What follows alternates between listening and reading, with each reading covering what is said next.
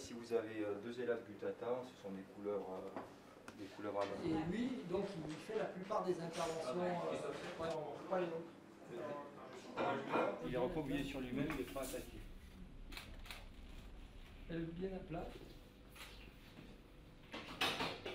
La très grande majorité, c'est des serpents gentils, inoffensifs, qu'on trouve en vente libre dans les animaleries et qui sont, pour l'essentiel, les élaphes, Gutata, donc qu'on appelle couleuvre des blés aussi, et les lampropeltis. Donc c'est des animaux qui sont plutôt sympathiques et parfois très jolis esthétiquement et qui ne nécessitent aucun document particulier, aucune formation spécifique. Les gens vont les acheter.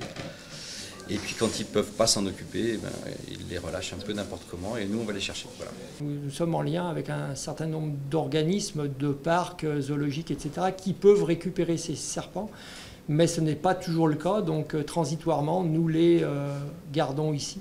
Et au bout de 8 jours, lorsque le propriétaire ne s'est pas manifesté, nous devenons officiellement propriétaires de ces animaux et donc nous les gardons pour pouvoir assurer une formation de nos agents et les manipulations avec. Le plus exigeant reste l'iguane parce que compte tenu de son gabarit, il a nécessité qu'on lui aménage un terrarium d'assez grand volume. Dans son petit terrarium, il était vite agressif. Là, ça va beaucoup mieux depuis qu'on lui a créé ce grand terrarium. Par contre, c'est un animal qui est régulièrement sorti, qui est très, contact assez facile, qui n'est pas agressif et qui est essentiellement fructivore, donc qui se nourrit très bien. Et voilà, on va dire que c'est la mascotte de la caserne.